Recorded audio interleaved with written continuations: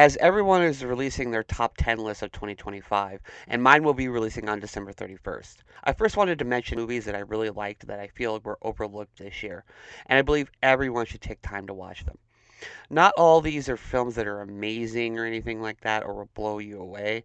Well, except for maybe one or two. But they are a good time at the movies, and people need to view these movies right now. I believe all these are on various VODs, so let's have a good time with some overlooked gems of 2025. The first film up is 40 Acres, directed by R.T. Thorne. I have a review for this movie on my channel, which I will link. This picture is the primary motivation on why I decided to do this video in the first place. This is a movie that is about a family living and running a farm during a famine-ridden world where a second civil war broke out. And this film is carried by one of the best performances of the year by Danielle Detweiler. She is a war veteran who is also a survivalist, and the heart in this film is between her and her optimistic son. This film is a lot like 28 Years Later in its themes, just with cannibals instead of zombies. The movie has such great escalating tension to it that just grows and grows as you see the family try and defend their farm. I really like this movie, and I hate that it was stealth released over July 4th weekend, and it's so upsetting that it got so few eyeballs. If you liked 28 Years Later at all, and want to see some of the rawest violence I saw all year performed amazingly by a great actress, then check out 40 Acres, please. Next up is The Penguin Lessons, directed by Peter Catanino. This is just a sweet and uplifting story about an English teacher who takes a job in Argentina in 1976 and ends up having a pet penguin he never wanted. It's one of those kinds of movies that just wants to make you smile. The film is very funny in a heartfelt way. The star of the picture is the penguin. He is so fun. He starts being a therapist for the coworkers for all the employees at this school, and you buy it because the penguin is just so adorable and just seems to have this seer-like aura to him. Yes, it is a story about a jaded teacher coming out of his shell and learning the power of friendship. So it isn't original, but it is a lot of fun to watch. I have a review for this movie on my channel if you'd like to check it out. Up next is Locked, starring Bill Skarsgård and Anthony Hopkins. This is a very simple thriller about a guy down on his luck who lives the street life and does any hustle he can to make a quick buck to take care of his child. He attempts to rob from a car that is a trap set up by Anthony Hopkins, and what we get is an hour of him being stuck in this car, trying to get out while being mentally tortured by the guy. This is a picture that stretches its premise almost too far, but it is a lot of fun, and how they continue to put Skarsgård in different situations to elevate the tension is just good. There's a running thing with him fighting with drinking his own urine to keep himself hydrated. When he misbehaves, the car begins blaring loud classical music to torture the thief.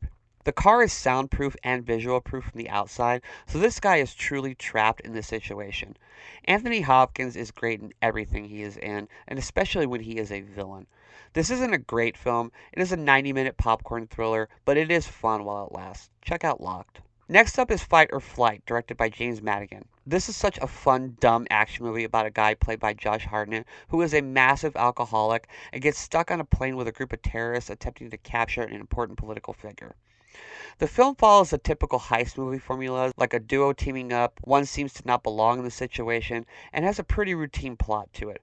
But it has our hero using a chainsaw on a plane. Do I need to say more? The fight scenes are up close and in your face. Being that it takes place on an airplane, it is shot in a claustrophobic way, so you believe the brutality of the fights you see. But it is done with such a joy that you can't help but smile and laugh while you watch it. Josh Hartnett is having so much fun with this role. He's just a grizzled badass who fucks up everyone who gets in his way, but can't help but constantly try to get drunk if he gets the opportunity to do so. The ending sets up a sequel that I don't know if we will ever get, but I would love if we do in fact get it. If you just want a fun, silly action movie that has a chainsaw in it, then check out Fight or Flight, please. Now we come to The Surfer, starring the one and only Nicolas Cage. This isn't typical Cage camp that he did for like 20 years. This is a story about a guy who wants to do everything right for his son, but has a deep rooting, seething aggression to him that you are just waiting to explode all over the screen. He buys a property at this beach location, but gets into a territory dispute about a beach with a bunch of punk surfers. He gets beaten up, loses his house, can't charge his phone, and begins to go down a surrealistic acid-like trip where he starts to question whether everything he thinks he is a lie or not. It's a fun character study of watching a man with a ton of aggression in him begin to slip in potential insanity. Does anyone not like Nicolas Cage? I can't. I don't know anyone. You see him give all the looks he is famous for. He keeps having an argument with a guy who works at a taco truck like restaurant, and the awkwardness is both funny and eerie at the same time.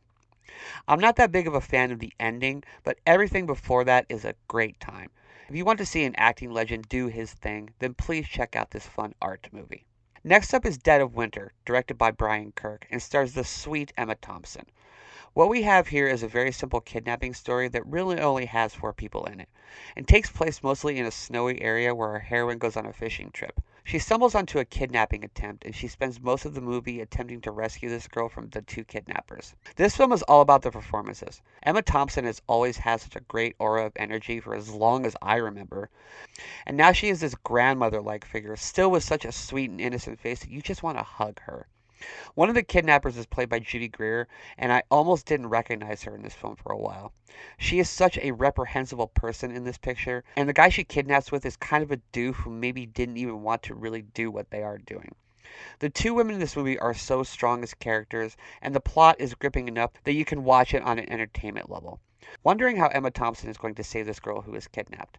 A good and underrated little thriller film. Next up is Eleanor the Great, which is the directorial debut of Scarlett Johansson. I have a review for this film on my channel, which I will link here. This is about a 94-year-old woman who loses her best friend and moves back to where her daughter and her grandson are. This woman is such a magnetic force of nature.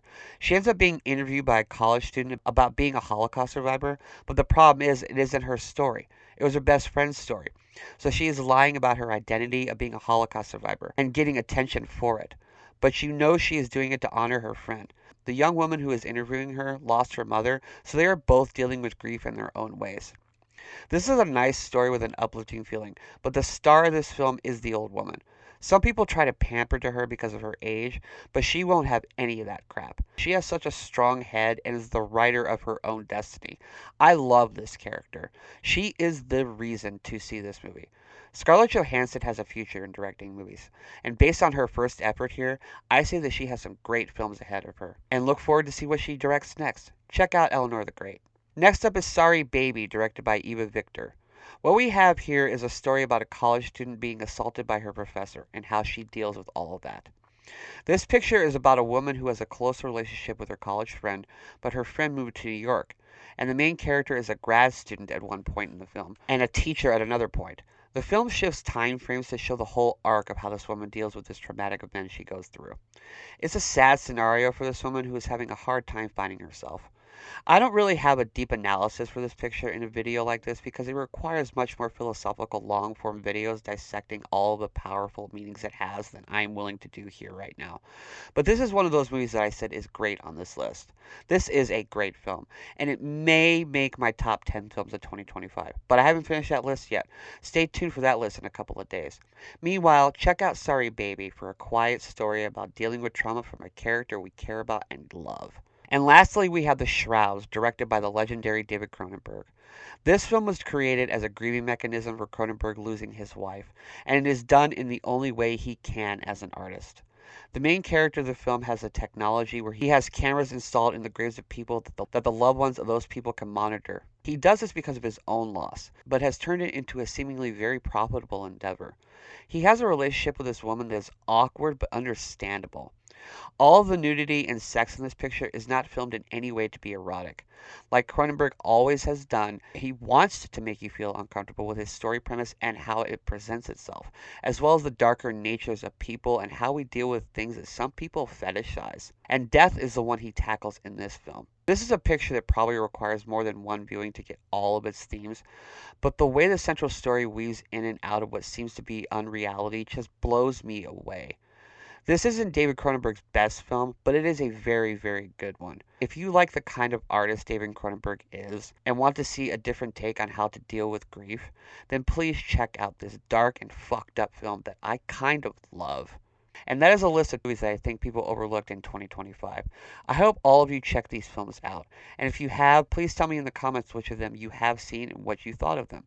And that is the video. Thank you so much for watching. If you like this, please like and subscribe. Here's links to my other videos. Follow me on social media if you like. And until next time, I am Ghost.